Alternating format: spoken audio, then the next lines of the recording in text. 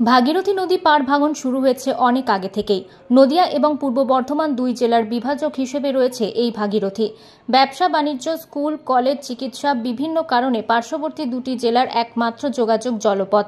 গতকাল থেকে দুই জেলার জেলা শাসকের নির্দেশে বন্ধ হয়েছে সমন্বয়কারী হিসেবে একমাত্র এই জলপথ। জল পরিবহন বন্ধের সরকারি এই সিদ্ধান্তের দুই জেলায় মানুষজন পড়েছেন বিপাকে। লঞ্চ ও ভেসেলের মাধ্যমে গবাদি পশুর খাবার, বিচুলি, মাছ, কাঁচা আনাজ, ব্যবসা বাণিজ্যের বিভিন্ন সামগ্রী, এমনকি বিভিন্ন পেশায় এবং চাকুরিতে যুক্ত নিত্য যাতায়াত করা মানুষজন যথেষ্ট সমস্যায় রয়েছেন। তারা জানেন না কতদিনের জন্য বন্ধ থাকবে জলপথ। সরকারি তরফে পরিস্থিতি স্বাভাবিক না হয়ে ওঠা পর্যন্ত অনির্দিষ্টকালের জন্য এই জলপথ বন্ধ থাকবে বলেই জানা গেছে। নোটিশ কিছু পেয়েছিলেন কালকে? হঠাৎই দেখছেন আজ সকালবেলা? এই তো এখনই সেটা একটু বন্ধ। আচ্ছা, কালকে রাত্রিবেলা কোনো নোটিশ, মাইকিং কোনো কিছু জানেন না? তো কালকে রবিবার, কালকে দিকে আসিনি। আচ্ছা, আর কি কারণে বন্ধ, এই ঘাট বন্ধ হয়ে আমি এখনো জানি না। আচ্ছা, তো সকাল থেকে তো পুরো বন্ধ। আমি এখন এখানে এসে দেখছি বন্ধ। আপনি কি পেশার সঙ্গে যুক্ত?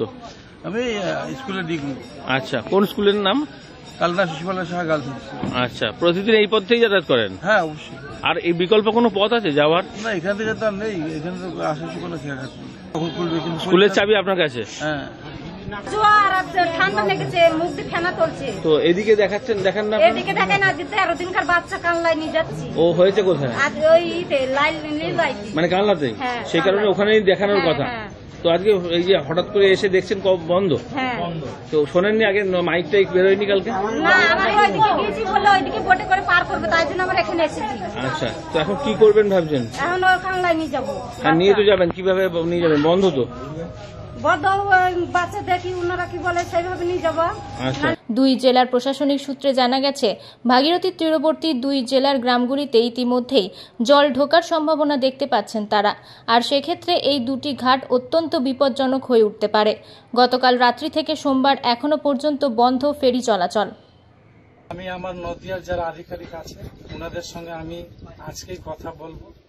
যদি সেই কথা বলার মাধ্যমে যদি সমস্যার সমাধান হয়, সেক্ষেত্রে এমার্জেন্সির ক্ষেত্রে যদি কিছু রোগী বা হাসপাতালে যাতায়াত এবং ডাক্তার দেখানো থেকে শুরু করে স্কুল কলেজের ছেলে মেয়ে যাতায়াতের জন্য যদি আমাদের আধিকারিক নদিয়া যারা আছেন তারা যদি সমস্যার সমাধান করে দেন, আমি খুবই উপকৃত। কিন্তু জেলা প্রশাসন একটা কথা জানাচ্ছেন, আগে জীবন তারপরে পারাপার, সেক্ষেত্রে কি বলবেন?